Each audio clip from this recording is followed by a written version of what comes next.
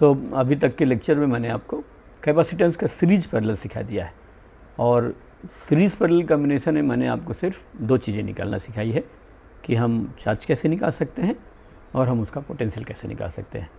I hope कि आपने सब प्रैक्टिस करके देख लिया होगा। बहुत आसान सी चीज़ें हैं, जो रेजिस्टेंस के लिए था वही था। आज मैं आपको सीरीज पैरेलल में कुछ एक दो क्वेश्चन और आगे कराऊंगा। इसके बाद फिर हम इक्विवेलेंट कैपेसिटेंस निकालना सीखेंगे। ये कम्प्लीटली वही सेक्शन है जैसा हमने रेजिस्टेंस में पढ़ लिया है, इसलिए इसमें कोई हमें नई बातें सीखने को नहीं मिलेंगी। मैंने इस पूरे पोर्शन को 5 पार्ट में डिवाइड कर दिया है इक्विवेलेंट कैपेसिटेंस निकालने के लिए। Series parallel combination simple series parallel में दिया हो, बाकी को ज़रूरत नहीं पड़ती हो तो सीरीज पैरेलल। कॉमन पोटेंशियल में मैंने आपको वहाँ पर सिखाया था कि हम वायर बांध देते हैं तो जिन दो पॉइंट के बीच में वायर बंधी होती है उनका पोटेंशियल क्या होता है, सेम होता है। यहाँ पर भी हम ऐसे ही कर देंगे। इसके बाद वहाँ पर व्हीटस्टोन ब्रिज पढ़ाया था, यहाँ पर मैं उसका नाम लिख रहा हूँ बैलेंस ब्रिज। फिर अनबैलेंस ब्रिज को सॉल्व करने के लिए मैंने वहाँ आपको स्टार डेल्टा सिखाया था, ना तो वहाँ सिलेबस में और ना ही यहाँ सिलेबस में है। तो यहाँ पर स्टार डेल्टा नहीं करेंगे हम, जस्ट मैंने आपको बता दिया कि यदि आपको अनबैलेंस ब्रिज जैसी कोई चीज़ सॉल्व करना है तो स्टार डेल्टा एक तरीका होता है, दूसरा KVL KCL हमारे पास एक तरीका होता है।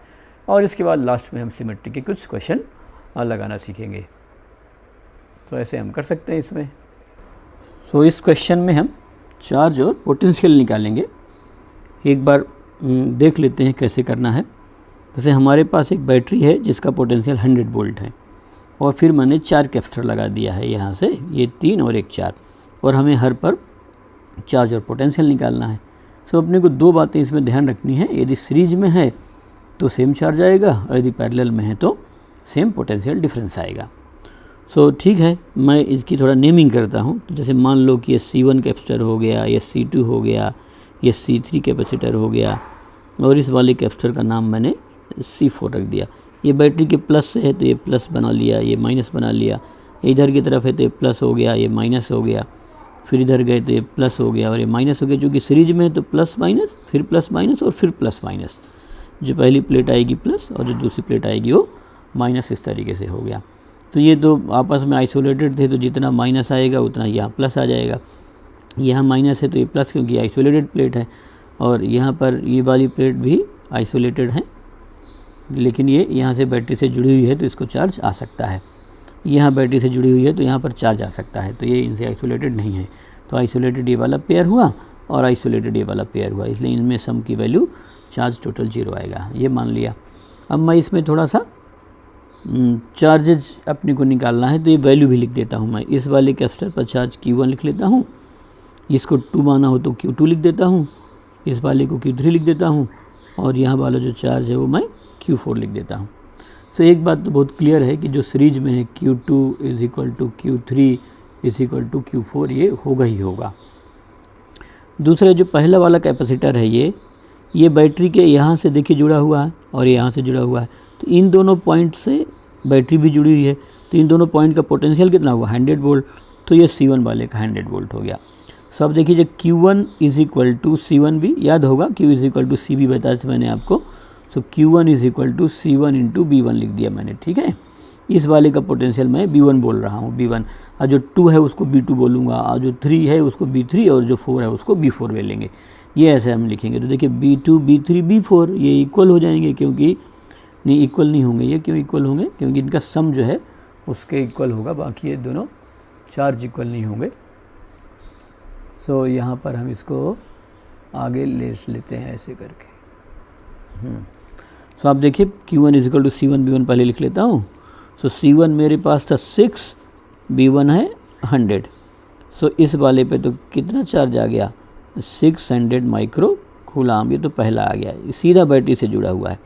अब इसी बैटरी ने यहाँ इनको सप्लाई कर रखा है। आप देखिए ये जो बराबर हैं सबके पोटेंशियल इक्वल हैं, तो यदि पोटेंशियल इक्वल है और सीरीज में तो चार्ज इक्वल है, तो Q = CB लगा देंगे। यदि आप Q = CB लगेंगे, सबका C इक्वल सबका B भी इक्वल होगा। B2 = B3 = B4 and that will be = कितना, यहाँ से यहाँ तक टोटल कितना पोटेंशियल है 100 वोल्ट। सीरीज में तो पोटेंशियल क्या होता है इक्वली डिवाइड होता है, इक्वल डिवीजन की वजह से ये किसके इक्वल हो जाएगा 100/3। मेरे को लगता है समझ में आ गया होगा आपको। रीज़न मैं आपको पहले सिखाया था कि जब वो सीरीज में होंगे तो सभी का पोटेंशियल जो है जुड़ करके टोटल के इक्वल होगा। तो देखिए बैटरी 100 वोल्ट की है, तो इन दोनों पॉइंट के बीच का पोटेंशियल डिफरेंस 100 है। आप इस रास्ते से जाएंगे तो 100 है, और इस रास्ते से जाएंगे तो भी पोटेंशियल डिफरेंस 100 आएगा। लेकिन आप जब इस रूट से गए तो इसमें 3 आपको कैपेसिटर मिले, तो इस पर पोटेंशियल B2, इस पर पोटेंशियल B3 और इसके पोटेंशियल B4। तो B2 plus B3 plus B4 will be equal to 100। चूँकि B2, B3, B4 बराबर है। क्यों बराबर है? क्योंकि सबकी कैपेसिटेंस बराबर है। ये आप सीरीज एक बार रिवाइज कर लेना, मैंने डायरेक्ट लिख दिया है। So B2 will be equal to B3 is equal to B4, 100/3 आ गया। अब जब ये इसको इक्वल आ गया तो Q की वैल्यू तुरंत आ जाए, Q2 is equal to C2 into B2। तो C2 कितना है? 6 इंटू 100 डिवाइड बाई 3।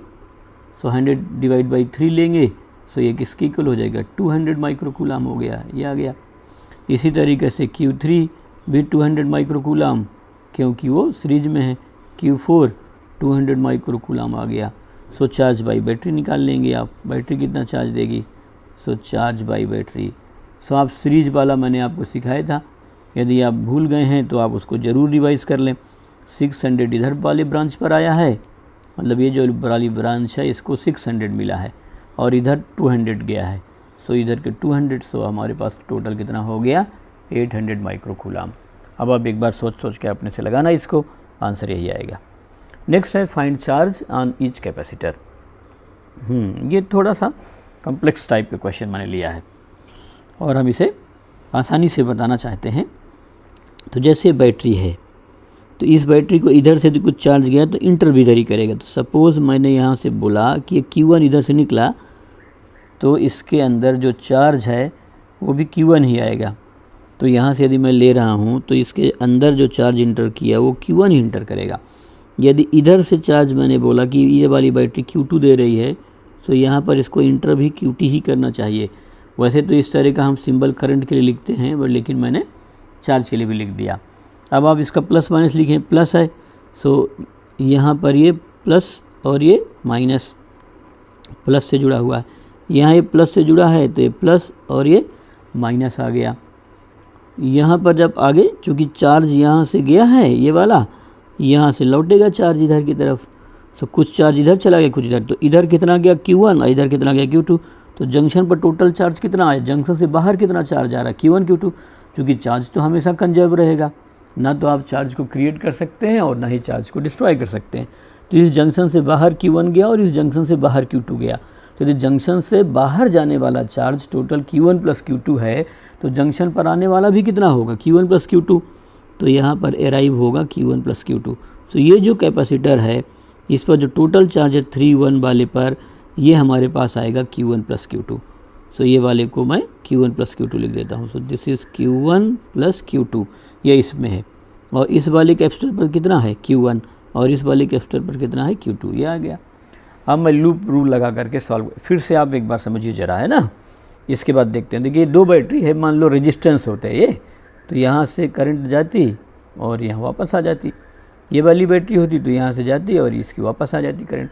दोनों को मैंने लगा दिया, तो इसका मतलब यहाँ से जो भी चार्ज गया वो घूम करके यहाँ इंटर कर जाएगा। इसका चार्ज जो यहाँ से गया वो घूम करके यहाँ इंटर कर जाएगा। तो यहाँ पर दोनों का चार्ज आएगा Q1 प्लस Q2। अब आप देखिए ये प्लेट, ये वाली प्लेट और ये 3 प्लेट आइसोलेटेड हैं। इनमें शुरू में कोई चार्ज नहीं है, तो बाद में भी कोई चार्ज नहीं आएगा। शुरू में 0 है तो टोटल 0 आना चाहिए। तो इस प्लेट पर कितना है? माइनस Q1, इस प्लेट पर माइनस Q2, तो इस प्लेट पर देखिए प्लस है। और कितना है? Q1 plus Q2। तो इस प्लेट का चार्ज कितना है? Q1 प्लस Q2, इसका माइनस Q1।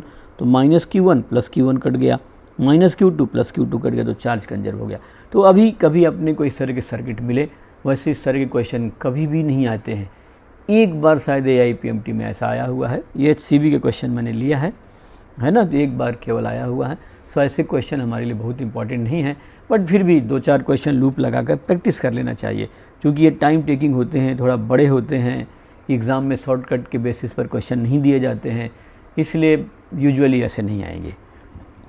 बट फिर भी हम 1-2 क्वेश्चन लगा के देख लेते हैं। अब आप देखिए, मैं लूप रूल लगाना आपको सिखा रहा हूँ। सो ये लूप नंबर 1 मानूंगा, और आप ऐसे जा रहा है तो आप ऐसे मान लीजिए ये लूप नंबर 2 हो गया। टोटल पोटेंशियल का सम 0 होगा यदि आप जहाँ से चले वहीं आ गए। KVL मैंने बताया था, वो सिंपल एनर्जी एनर्जी कंजर्वेशन का रूल होता है। सो मैं यहाँ पर क्या लिखना चाहता हूँ, लूप नंबर 1 के लिए। अच्छा देखिए, मैं यहाँ से चलूँगा, यहाँ से आगे गया तो प्लस से माइनस गए, प्लस का मतलब हाई पोटेंशियल और ये तो यहाँ पर कम हो गया। सो Q इज इक्वल टू कितना होता है, CB। सो B की वैल्यू किसके इक्वल होगी हमारे पास, Q/C के इक्वल होगी। तो अब देखिए यहाँ गए तो पोटेंशियल कम हो गया, तो मैं क्या लिखूँगा, माइनस Q1/C कितना है इसका 2 है। यहाँ प्लस से माइनस गए तो कम हो गया, so minus Q1 + Q2 charge divide by C कितना है 3, और यहाँ आ गए बैटरी में तो +6 इज इक्वल टू 0 है ना। पोटेंशियल बढ़ेगा तो प्लस और कम होगा तो माइनस। एक जगह से चले और यहाँ वापस आ गए तो टोटल पोटेंशियल का सम 0। कितने एलिमेंट मिले, 1, 2 और 3। तो we have encountered 3 elements while travelling the loop. So potential difference of this element plus potential difference of this element plus potential difference of this element should be 0 because our starting and final point is same. So I have written here potential for the capacitor will be B is equal to Q/C. So we are moving from positive plate to the negative plate, therefore potential is decreasing, so I have written here minus. In this capacitor I am moving from positive plate to the negative plate, therefore I have written here minus. And in the battery I am moving from negative plate to the positive plate, so potential increases, therefore I have written plus here. अब आगे हम LCM लेके इसको solve करना चाहते हैं। तो देखिए इसका एलसीएम कितना होगा 6, तो मैं यहाँ 3 से मल्टीप्लाई करूँगा। सो -3Q1 -2Q1, यहाँ माइनस पहले लगा है तो -2Q1 एंड -2Q2, फिर ये 6 का मल्टीप्लाई करेंगे तो ये +36 आएगा इज इक्वल टू 0। अब हम इसको आगे सॉल्व कर सकते हैं। सो माइनस वाले सभी को प्लस कर दीजिए, उधर ले जाके 36 माइनस हो जाएगा, माइनस कट जाएगा तो 3Q1 एंड 2Q1 ये हो जाएगा 5Q1। So I will write 5Q1 plus 2Q2 is equal to 36। This is equation number 1, ये आ गया। अब यहाँ से ये लूप नंबर 2 आ जाएगी। सो यहाँ से हम इसका लूप नंबर 2 ले सकते हैं। सो आप देखिए लूप नंबर 2, लूप नंबर 2 में मैं यहाँ से चलना चाहता हूँ। सो यहाँ से गए तो देखिए प्लस से माइनस गए, सो -Q2 एंड इसका कैपेसिटेंस मैंने 4 ऊपर लिख रखा है तो -Q2 डिवाइड बाई 4। यहाँ आ गए तो फिर माइनस हो रहा है Q1 + Q2 डिवाइड बाई 3, और जब इस बैटरी में गए तो +6 हो रहा है, ये 0। फिर से एक बार देखना चाहेंगे हम, यहाँ गए इधर से, मैं यहाँ से ऐसे होते हुए वापस यहाँ आऊँगा तो 1 कैपेसिटर 2 कैपेसिटर और 1 बैटरी, 3 एलिमेंट आए। मैं इसके प्लस से माइनस में गया, पोटेंशियल कम हो गया तो माइनस, और इसमें पोटेंशियल बताया है मैंने कितना Q/C। सो किसकी इक्वल हो गया -Q2/4। फिर मैं यहाँ गया, सो यहाँ जब गया तो कम हो गया, सो -Q1 + Q2 डिवाइड बाई 3, और यहाँ आ गया तो बढ़ गया तो ये प्लस कितना हो जाएगा 6 इज इक्वल टू 0 हो जाएगा। अब जब मैं यहाँ एलसीएम लूँगा तो एलसीएम लेना पड़ेगा मेरे को 12। So -3Q2 -4Q1 -4Q2 plus 12 × 6 72 is equal to 0, ये आ जाएगा। अब आप इसको समझिए ज़रा कितना आ जाएगा। सो ये 4Q1 है, so it is 4Q1, 4 + 3 7 plus 7Q2 is equal to 72। ये आ गया इक्वेशन नंबर 2 आ गया हमारे पास। इस तरीके से हमारे पास 2 इक्वेशन आ गए।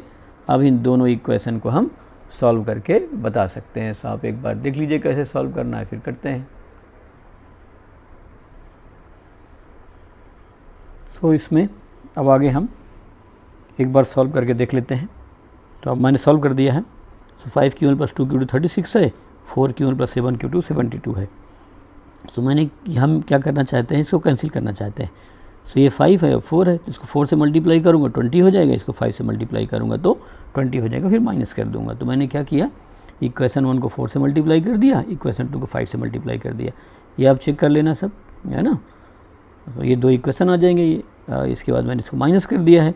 माइनस करने के बाद Q2 की जो वैल्यू है वो कितनी आ गई है, 8 माइक्रो कूलम आ गई। इसके बाद फ्रॉम इक्वेशन 1 उसकी वैल्यू पुट कर दिया।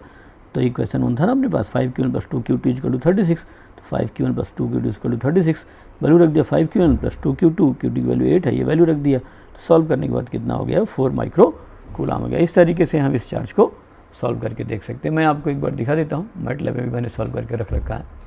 सो अब देखिए इक्वेशन नंबर 1 यहाँ पर मैंने क्या लिखा, 5Q1 + 2Q2 = 36, और इक्वेशन नंबर 2 यहाँ लिखा 4Q1 + 7Q2 = 72। ये इक्वेशन 1 हो गया, ये इक्वेशन 2 हो गया। और जब मैंने सॉल्व किया तो Q1 की वैल्यू आ गई 4 और Q2 की वैल्यू आ गई 8। तो ऐसे सॉल्व करके देख सकते हैं। मैंने मैथमेटिकली इसको वेरीफाई कर लिया है, तो एक करेक्ट सोल्यूशन है, आप एक बार देख लेना। तो इस तरीके से हम क्या कर सकते हैं, अपनी इक्वेशन को सॉल्व कर सकते हैं। अब नेक्स्ट मैं आपको इक्विवेलेंट कैपेसिटेंस निकालना सिखाना चाहता हूँ। सो इक्विवेलेंट के कितने तरीके हैं ये मैंने डिस्कस कर लिया है। सो इक्विवेलेंट कैपेसिटेंस, इक्विवेलेंट कैपेसिटेंस निकालने में सबसे जो पहला ले रहा हूँ मैं वो है series parallel combination. Series parallel combination एक बार मैं रिकैप कराऊंगा आपको, फिर आगे बढ़ेंगे। सो सीरीज़ कॉम्बिनेशन में क्या है, यदि मेरे पास ये C1 है, फार्मूला मैंने आपको पहले ही सबको बता दिया, समझा दिया है डिटेल में। अब हम यहाँ पर ध्यान नहीं देंगे, C1 C2 C3। सो इसका C इक्विवेलेंट निकालना है। मान लो ये A और B के बीच में है। सो कैसे बताया था, 1/C इक्विवेलेंट, ये 1/CAB आप लिख सकते हैं, 1/C1 + 1/C2 + 1/C3। इस तरीके से हम इसको बता सकते हैं।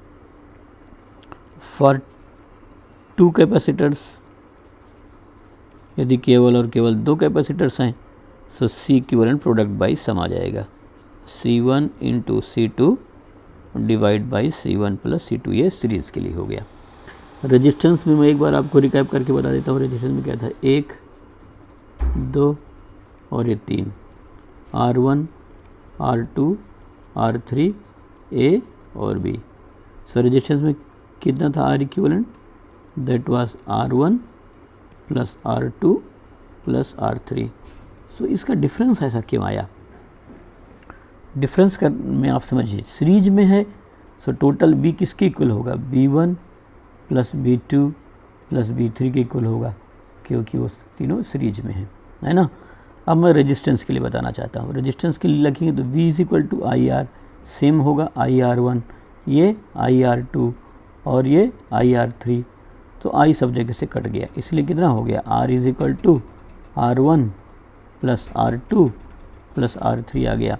कैपेसिटर के लिए आप लिखना चाहेंगे तो B = कितना होगा, Q/C। तो Q/C equivalent Q/C1 + Q/C2 + Q/C3। Q cut गया, सो 1/C1 + 1/C2 + 1/C3। इस तरीके से ये हमारा जो है कम्बिनेशन आया है। सो हम ऐसे जो है सीरीज के फार्मूले यहाँ पर बता सकते हैं। अब इसमें हम आगे पैरेलल कॉम्बिनेशन देख लेते हैं। सो पैरेलल कॉम्बिनेशन में हम इनके बीच में निकालना, तो C1 C2 C3 पैरेलल में, तो C1 + C2 + C3 आ जाएगा। और रेजिस्टेंस में हम जब लोग देखें तो 1/R = 1/R1 + 1/R2 + 1/R3। ऐसा क्यों होगा कि पैरेलल में यहाँ पर तो किसका डिवीजन, पैरेलल में पोटेंशियल की वैल्यू क्या होगी, सेम होगी, और इधर की तरफ चार्ज का डिवीजन होगा। सो मान लेता हूँ कि मैं चार्ज Q है तो यहाँ भी Q आएगा, तो इधर Q1, इधर Q2 और इधर Q3। सो चार्ज के डिवीजन में Q किसके इक्वल होगा, Q1 + Q2 + Q3। यहाँ पर आएगा चार्ज का डिवीजन, ऐसे बता सकते हैं। और Q कितना होगा, CB। तो आप जब इसे लिखेंगे Q की जगह पर, तो यहाँ पर कितना हो जाएगा, CB पोटेंशियल तो वही होगा, और ये C1B + C2B + C3B, बस सब तरफ से B कट गया, तो C = C1 + C2 + C3। ये मैंने आपको बता रखा है। इसी तरीके से यदि आप रेजिस्टेंस के लिए बताना चाहें, सो यहाँ पर करंट का डिवीजन होगा, I गई और इधर I हो गया, तो इधर I1 + I2 + I3। तो I किसकी इक्वल होगा, I1 + I2 + I3 के इक्वल होगा, और I किसके इक्वल होगा, B/R के। सो B/R = B/R1 + B/R2। B तो सेम ही होगा, इक्विवेलेंट जितना है वो अपना लेने के लिए, तो हम इसको जो है ऐसे बता सकते हैं, B = B1 + B2 + B3, है ना। तो ये B कट जाएगा, तो 1/R1 + 1/R2 + 1/R3। इस तरीके से रेजिस्टेंस और कैपेसिटेंस का मैंने आपको एक साथ बता दिया। नेक्स्ट है, मान लो कि हमारे पास identical capacitor C n times n capacitor है, तो 1/C + 1/C + 1/C n times जोड़ेंगे। n/C हो गया, C इक्विवेलेंट किसके इक्वल हो गया, C/n के। यदि पैरेलल होंगे तो C + C n टाइम्स होगा, तो n × C आ जाएगा। तो आगे अभी हम क्वेश्चन लगाते समय डायरेक्टली इनको यूज़ करेंगे। तो ये C/n हो गया और ये किसके इक्वल है, n × C के इक्वल है। नेक्स्ट में हमें इक्विवेलेंट कैपेसिटेंस निकालना है। छोटे छोटे क्वेश्चन मैंने पहले से सॉल्व करके रख लिए। तो 2 माइक्रोफैरड, 4 माइक्रोफैरड और 8 माइक्रोफैरड हो गया। सो आप देखिए 1/2 + 1/4 + 1/8 हो गया। 8 एलसीएम ले लूँगा तो 4 + 2 + 1 आ जाएगा, सो इट इज़ 7/8। तो C इक्विवेलेंट कितना हो गया, 8/7। सबसे छोटा वाला कितना था, 2, और आंसर 8/7, जो 2 से कम आएगा 1 से ज़्यादा आएगा, सो स्मॉलर देन द स्मॉलेस्ट। तो सीरीज में जो कैपेसिटेंस आएगा वो स्मॉलर देन द स्मॉलेस्ट आएगा। सिंपल सीरीज में हो गया। उन्हीं को मैंने पैरेलल में जोड़ दिया, तो 2 + 4 + 8, तो पैरेलल में C1 + C2 + C3, तो 2 + 4 + 8 कितना हो गया, 14 माइक्रोफैरड आ गया। लार्जेस्ट कौन सा था, 8 था, और ये कितना आ रहा है, 14 आ रहा है। तो ये पैरेलल में किसके इक्वल होगा, लार्जर देन दी लार्जेस्ट, लार्जर देन दी लार्जेस्ट। ऐसे जो है हम इसको बता सकते हैं। 3 वाले में देख लीजिए 4, 1 और 3 है, और ये सब किस में, माइक्रोफैरड में है ना। यहाँ पर आप लिख लेंगे कि ये जो हम कैपेसिटर ले रहे हैं सब माइक्रोफैरड में है। सो 4 और ये पैरेलल में है, तो 1 + 3 4 हो गया। अब 4 और 4 दोनों सीरीज में, इक्वल वाले सीरीज में है, तो C/n का मतलब 4/2, तो 2 माइक्रोफैरड के इक्वल आ जाएगा। इसके बाद मैंने यहाँ लिखा 2, 3, 1 और 3, तो 1 + 3 ये कितना हो गया, 4, सो 2, 3, और यहाँ पर मैंने 4 ले लिया। सो यहाँ पर CAB कितना हो जाएगा, 1/2 + 1/3 + 1/4, सो मैंने 12 एलसीएम ले लिया, तो 6 + 4 + 3, तो 13/12 हो गया। तो CAB कितना हो जाएगा, 12/13 माइक्रोफैरड। क्यों माइक्रोफैरड, क्योंकि मैंने सभी को माइक्रोफैरड में ही ले रखा है। अगला क्वेश्चन देख लेता हूँ मैं। C, ये भी यहाँ हो गया, ऐसे लगा दिया। तो अब देखिए ये दोनों पैरेलल में है, तो पैरेलल में तो C + C 2C, तो यहाँ 2C हो गया। तो C और 2C सीरीज में हो गए, और ये C और C सीरीज में थे, तो कितना लिख दिया मैंने, C/2। तो इसका रिजल्टेंट इसके साथ किस में, पैरेलल में। अब इसका रिजल्टेंट क्या होगा, सीरीज में 2 हैं और अलग अलग है, तो प्रोडक्ट वाइज हम लिखूँगा C × 2C / 3C, और ये पैरेलल में C/2। जब सॉल्व किया तो 2C/3 + C/2, तो सॉल्व कर लेंगे तो ये 7C/6 आ जाएगा। तो आप ऐसे लगा के देख लेना, मैंने इनके सबके सॉल्व करके रख रखे हैं। नेक्स्ट वाले हैं क्वेश्चन नंबर 5 जो हमने देखना है। तो यहाँ पर मैंने 2 ले लिया, ये भी 2 ले लिया, ये भी 2 हो गया, और यहाँ 6, 6 और 6 है। तो अब देखिए A और B के बीच में निकालना है, तो मैंने पॉइंट C और D मान लिया। यहाँ ये तीनों सीरीज में हैं और इक्वल भी हैं, तो सीरीज में है तो 6/3, तो 6/3 लिख दिया। ये जो है सीरीज में, ये इस 2 के साथ किस में, पैरेलल में है, तो +2, तो कितना हो गया, 4। मतलब C और D के बीच में टोटल यहाँ से यहाँ पर जो इक्विवेलेंट है वो 4 के इक्वल है। तो 2, 2, 2, 2 और ये 4 हो गया, और ये तीनों किस में हो गए, सीरीज में हो गए। सो 1/C भी कितना हो जाएगा, 1/2 + 1/4 + 1/2 हो गई। ये तीनों सीरीज में हैं और तीनों अनइक्वल हैं। जब अनइक्वल होंगे तो 1/C1 + 1/C2 + 1/C3 ऐसे लिखेंगे। तो 1/2 + 1/4 + 1/2। अब 1/2 + 1/2 1 हो गया, तो 1/4 + 1, ये जब सॉल्व करेंगे तो 5/4 आएगा, उसका उल्टा कर दिया तो 4/5 माइक्रोफैरड। नेक्स्ट वाले में आप देख लीजिए, यहाँ पर मैंने एक ये नेटवर्क बना लिया, C और C हो गया, यहाँ पर C और C है, C और सभी हैं। अब आप देखिए यहाँ से ज़रा समझिए कि मैं आपको क्या बताना चाह रहा हूँ। A और B के बीच में निकालना है, तो यदि यहाँ से चार्ज Q चला है A से, तो B पर भी टोटल Q ही पहुँचना चाहिए। बैटरी के प्लस से जितना निकलेगा बैटरी के माइनस में उतना ही जाएगा। A और B के बीच में इक्विवेलेंट निकालने का मतलब है कि A और B के बीच में हम एक बैटरी अटैच करेंगे। मान लो बैटरी का पॉजिटिव टर्मिनल A से जोड़ते हैं, निगेटिव टर्मिनल B से जोड़ते हैं। तो यदि बैटरी ने अपने पॉजिटिव टर्मिनल से Q चार्ज बाहर भेजा है, तो बैटरी के अंदर निगेटिव में Q इंटर करना ज़रूरी है। तो यहाँ A से यदि A और B के बीच में निकालना है, तो यदि यहाँ पर चार्ज Q निकला तो यहाँ पहुँचेगा भी। अब देखो ये तो बाहर है ब्रांच, यदि यहाँ से कुछ चार्ज आप बाहर भेज दिया तो इसका कनेक्शन किसी भी तरीके से B से नहीं है, तो ये पॉइंट B से कनेक्टेड नहीं है। आप यहाँ यदि पहुँच गए इस ब्रांच में तो आप B पर नहीं आ सकते। बाकी कहीं से भी B पर आ जा रहे हैं, आप कहीं से भी B पर आ जाएंगे, लेकिन इस ब्रांच में से B पर नहीं आ सकते और इस ब्रांच से B पर नहीं आ सकते। तो ये क्या है, आउट ऑफ द सर्किट है। ये सर्किट में नहीं, जस्ट कनेक्टेड है, ओपन ब्रांच है, उधर की तरफ कोई चार्ज नहीं जाएगा। जब नहीं जाएगा तो हम इसको हटा देंगे। सो अब हम जब M और N के बीच में आएंगे तो हमारे पास दो रास्ते हैं। एक रास्ते में C पड़ा और एक रास्ते में 3 पड़े सीरीज में। तो जब मैं m और n के बीच में निकालना चाहता हूँ तो चूँकि ये और ये पैरेलल पाथ है, पैरेलल पाथ है का मतलब ये और ये इन तीनों का कॉम्बिनेशन पैरेलल में है, तो ये c लिख दिया और इधर की तरफ लिया तो c/3, तो c + c/3 किसके इक्वल हो जाएगा, 4c/3 के इक्वल हो जाएगा। तो सी ए बी अभी अपने यहाँ पर निकालना है। तो m और n के बीच में हमारे पास कितना हो गया, 4c/3। सो अब ये पूरा इधर की तरफ इक्विवेलेंट कितना लिख दूंगा, 4c/3। तो ये c इधर 4c/3 और c सीरीज में हो जाएंगे, तो 1/c, इसका उल्टा 3/4c और 1/c सॉल्व कर लूँगा तो इसके इक्वल आ जाएगा। आप डायग्राम बनाना चाहते हैं तो आप बना लीजिए। ये c है, ये पॉइंट m हो गया, इधर और लगा देते हैं, ये पॉइंट n हो गया और इधर की आप तरफ लगाएंगे तो ये पॉइंट b हो गया, c और आप जब इसको ले रहे हैं तो 4c/3। तो ये सब सीरीज में हो, इसको सॉल्व करके हम ऐसे बता सकते हैं। नेक्स्ट वाले क्वेश्चन में ऐसा है कि हमें यहाँ ले लिया, वही सेम क्वेश्चन लिया, एकदम एग्जैक्टली वही क्वेश्चन है, बट मैंने पॉइंट बदल दिया। पहले यहाँ बी था, अब मैं बी उठा करके यहाँ ले आया। अब आप देखिए, यदि यहाँ से कोई चार्ज क्यू चलता है तो उसको यहाँ पहुँचाना पड़ेगा। तो ये यहाँ से गए, इधर एक ब्रांच आई, इधर चले गए और इधर आ गए। जो इधर आएगा उसका कनेक्शन बी से नहीं है, मतलब ये सर्किट के बाहर है। फिर यहाँ से कोई चार्ज गया, यहाँ से होते हुए बी पे पहुँच जाएगा, लेकिन जो इधर चला गया वो बी पे नहीं आ पाएगा, तो ये भी सर्किट के बाहर है।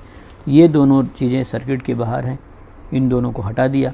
अब जब हम हटाएंगे तो यहाँ से एक चार्ज गया जिसके पास दो रास्ते हैं, यहाँ से भी जा सकता है, यहाँ से भी जा सकता है। तो m और n के बीच में दो पैरेलल पाथ हैं, एक पाथ में दो कैपेसिटेंस और एक पाथ में दो कैपेसिटेंस। तो हम सबसे पहले mn का कैपेसिटेंस निकालेंगे, फिर उस mn को a और b के बीच में जोड़ देंगे।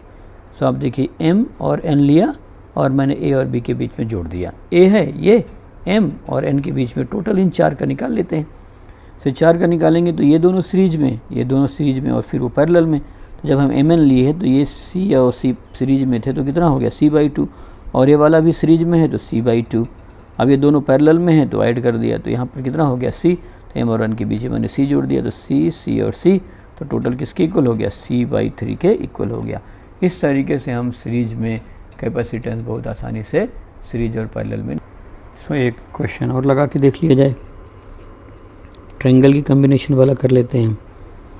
सो मैंने मान लिया कि मेरे पास एक ये ऐसे बना लेता हूँ, ये और यहाँ पर ये बना लिया इस तरीके से, फिर ऐसे कर लिया और यहाँ हो गया। अब मैं इसको पॉइंट दे देता हूँ, ये A और ये वाला भी C C C C और C। तो मुझको CAB निकालना है। सो काफ़ी आसानी से बता सकता हूँ मैं CAB निकालने के लिए। अब देखिए, जैसे ये दोनों पाथ पढ़ रहे हैं, सो यहाँ पर M और N मान लेता हूँ। सो एक रास्ता ये हुआ C/2 और एक ये हो गया C। तो इस रास्ते में C और C सीरीज में, तो C/2 और ये इसके साथ पैरेलल में है। तो सबसे पहले CMN लिखूँगा मैं, है ना, बीच वाला एक पोर्शन निकाल सकते हैं। तो ये और ये पैरेलल में है, तो C प्लस ये जो सीरीज में है तो C/2। सो किसके इक्वल हो गया, 3C/2। सो M और N के बीच में आ गया। अब आप जब इसको देखेंगे लगा करके, सो ये MN के बीच में तो एक आ गया, ये M और N इक्विवेलेंट, और इससे पहले A वाला है यहाँ और इसके इधर आपका B वाला है, तो B हो गया, ये A हो गया, ये C और MN के बीच में कितना आ गया, 3C/2 आ गया। अब वो तीनों किस में हैं, सीरीज में हैं। सो 1/CAB आप लगाएंगे, सो 1/C प्लस 3C/2 का उल्टा 2/3C प्लस 1/C। सो 3C तो एलसीएम हो जाएगा, 3C एलसीएम है तो 3 + 2 प्लस यहाँ पर कितना हो जाएगा 3, तो आ जाएगा हमारे पास कितना 11/3C। 11 क्यों आएगा, 8 आ जाएगा। सो CAB किसकी इक्वल हो जाएगा, 3C/8 आ गया। फिर से आप देख लीजिए, ये 3C/2 है तो 2/3C लिख दिया, 3C एलसीएम ले लिया तो 3 + 2 + 3, तो यहाँ जाएगा 3C/8। इस तरीके से हम क्वेश्चन को सॉल्व करके बता सकते हैं। नेक्स्ट है, इसमें आप जो है फर्दर इसको आगे लगा के देख लीजिए। सो जैसे हमारे पास ये है एक कैपेसिटेंस, और फिर आप यहाँ से ले लीजिए एक कैपेसिटर, और इसके बीच में आप एक और लगा दीजिए। इस तरीके से आप सॉल्व करके बता सकते हैं।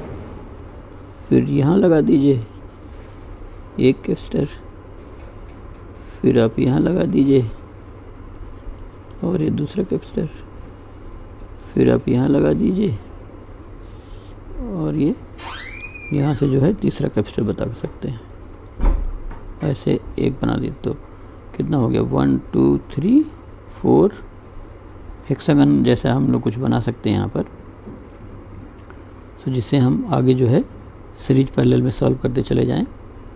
तो ये 6 microfarad 6 microfarad 6 microfarad 6 microfarad 6 microfarad 6 microfarad.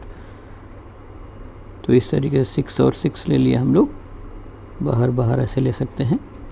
और फिर अंदर वाले को 3 ले लिया, 3 और 3 ले लिया। सो आप देखिए इसको कैसे सॉल्व कर सकते हैं। ये 3 और 3 6 हो गया। सो ए और बी की वैल्यू ले लेता हूँ मैं। ये ए ले लिया और इधर की तरफ बी ले लिया और इसको ज़रा सॉल्व करके देखते हैं ए और बी के बीच में। सो आप समझिए यहाँ से ए से इसको लिया तो इस पॉइंट लिख देता हूँ मैं, सी नहीं लिख करके एम, इस वाले पॉइंट का नाम एन, इस वाले का पॉइंट का नाम ओ लिख देता हूँ। ऐसे करके एक बार सॉल्व करने का प्रयास करते हैं। सबसे पहले सी ए एम, ए और एम के बीच में दो रास्ते हैं, एक ये और एक ये दोनों सीरीज में है। तो 6/2 और फिर 3 के साथ पैरेलल में है तो कितना हो गया, 6 आ गया। तो ये ए और एम के बीच में 6 आ गया। 6 और 6 फिर 3 हो गया और फिर 3 और 3 6 हो गया। तो ये ए एम, जब ए और एम के बीच में लेंगे आप, ए से एन के बीच में यदि आप लेंगे सी और ए एन के बीच में, तो सी ए एन, आप देखो ये टोटल ए और एम के बीच में कितना, 6 और 6 कितना हो गया, 3। तो 6/2 और उसके साथ पैरेलल है तो कितना हो जाएगा, 3। तो ये 6 माइक्रोफैरड हो गया। तो ए और एन के बीच में ये कितना हो गया, 6 हो गया। तो 6 और 6 ये फिर सीरीज में आ जाएगा, यहाँ से गए और यहाँ आ जाएगा, फिर इसके साथ ये पैरेलल में हो जाएगा। सो आप यहाँ पर जब सॉल्व करेंगे तो सी ए ओ देखेंगे तो आप जब एक, तो ये ए और एन के बीच में आप निकालें कितना, 6, और ये भी 6, एक रास्ता हो गया वो तक जाने का और ये दूसरा हो गया तो पैरेलल में हो गया। तो 6/2 + 3, तो सी ए ओ जो है वो फिर 6 के इक्वल हो गया। तो ए और बीच के बीच 6 और 6 और फिर ये वाला भी किसमें है, 6 है। तो आप जब सी ए बी की वैल्यू निकालेंगे तो सी ए बी, यहाँ ए और ओ आपने निकाल लिया, कितना टोटल 6 है। तो ए से ओ 6 गए और ये भी 6 सीरीज में, यहाँ पर पहुँचना है अब आपको ए से बी पर। तो यहाँ से गए ये और ये। तो जब आप यहाँ गए हैं तो देखिए यहाँ पर तो पूरा इधर लेफ्ट वाला तो पूरा हमने जोड़ ही लिया है, यहाँ सब हटता जा रहा है। और ए और ओ के बीच में यहाँ से 6 है और ये भी 6 है। 6 और 6 हो गया तो कितना हो गया, 6/2 और ये वाला भी 6 है तो ये 6। तो यहाँ पर हो जाएगा 3 + 6 = 9 माइक्रोफैरड। तो जितने भी दिए थे वो सब किस में ले लिया मैंने, इन माइक्रोफैरड। तो आप इस तरीके से एक बार सॉल्व करके देख लेना और ब्रांचेज जोड़ के बता सकते हैं। ऐसे सब क्वेश्चन मैंने आपको रजिस्टेंस से बता दिए थे। तो हमारा सीरीज